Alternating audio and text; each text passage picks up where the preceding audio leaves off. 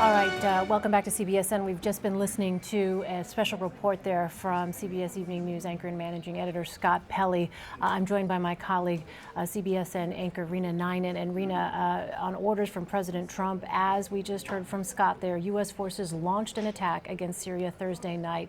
Cruise missiles were deployed from Navy destroyers in the eastern Mediterranean. This was retaliation for the Assad regime's chemical attack Tuesday, which killed dozens of Syrian civilians. Pamela Falk is. You know, it's interesting, Elaine, that we were just hearing shortly from that special report with David Martin, 1,000-pound bombs, 50 of them dropped essentially in this area. We had been hearing a lot of movement this afternoon. We saw Rex Tillerson, the Secretary of State, come out and talk about this. It was our Margaret Brennan describing it as a quickly organized statement, which was supposed to be talking about the visit with the Chinese president. And then all of a sudden we start hearing reporters asking him about the chemical attack in Syria, what he would do. And it just didn't seem, to understand exactly where he was going with this. And then getting a little bit of word later this evening, unconfirmed reports out of Syria itself that Iranian diplomats were being moved from Iran with their families to South Beirut in Lebanon, which is a Hezbollah stronghold, which is obviously backed by Syria.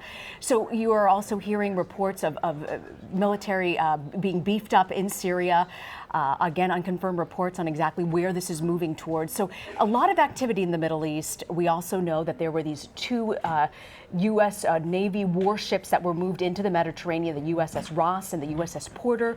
And right now, the U.S. military deciding to go ahead with these strikes. Right, and this coming on the heels of what had been just last week, in fact, a posture by the Trump administration that seemed to back away from previous U.S. policy to press the Assad regime to leave power. That, of course, was a feeling that was generated after multiple statements from the president's top officials. We heard from, for instance, Sean Spicer, White House press secretary, talk about the political reality on the ground. This was just last week, talking about the political reality on the ground in Syria.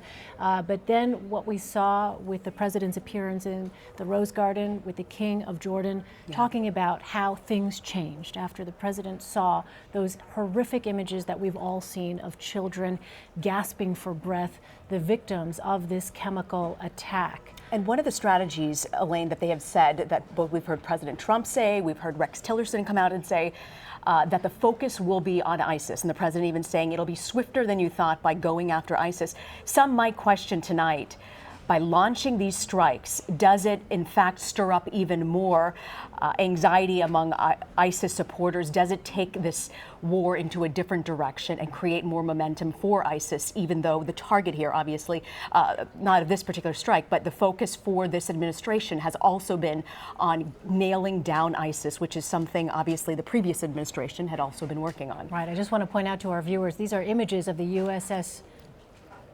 USS Porter that we are seeing there. Meantime, we want to bring in on the phone Jessica Ashooh, Deputy Director for Middle East Strategy Task Force at the Atlantic Council.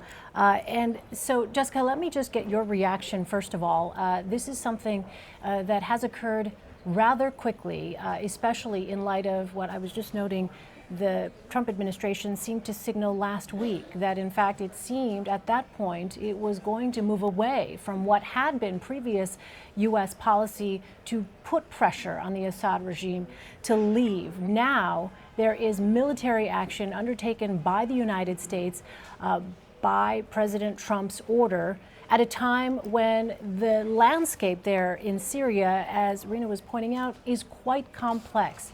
You have the Assad regime backed by Russia, by Iran. This is now an escalation. What is this likely to do with respect to the Assad regime's, the message that is being received here by the Assad regime?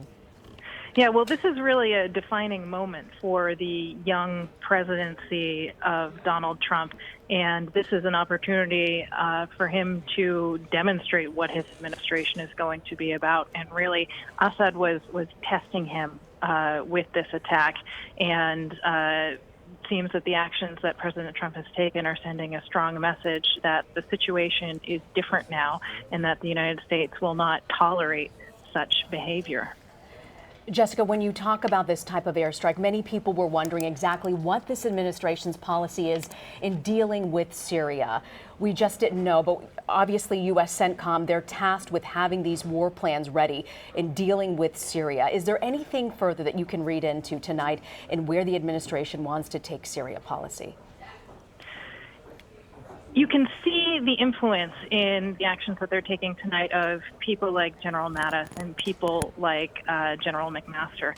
And you can see also the evolution of Donald Trump's thinking on this. And even though they came into office being very, very laser focused on the ISIS issue and putting the Assad issue aside, events of this past week have shown that you really cannot separate the two. The reason that ISIS exists is because of the incredible brutality of Bashar al-Assad. So as long as those dynamics are still festering and the Syrian civil war is still going on, ISIS will not stop. So if they're thinking strategically, then the goal would be to use these airstrikes and the threat of more airstrikes to force Bashar al-Assad back to the table and make real concessions at negotiations that he hasn't been able to do or willing to do in the last several years.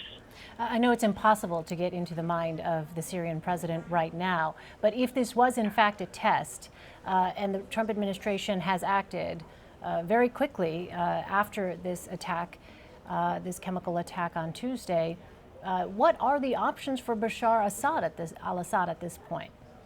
You know, his options are really dwindling, and I think that he grievously misread the situation. This attack was also very much pointed to be a signal at his own people. He wanted to demonstrate to his own people that they are at his mercy. That's how he rules. And clearly things have not turned out the way he expected. And so I suspect that he will be making some very panicked phone calls to Moscow tonight to try and cut a deal. But it seems like the time for deal making is over as far as Bashar al-Assad is concerned.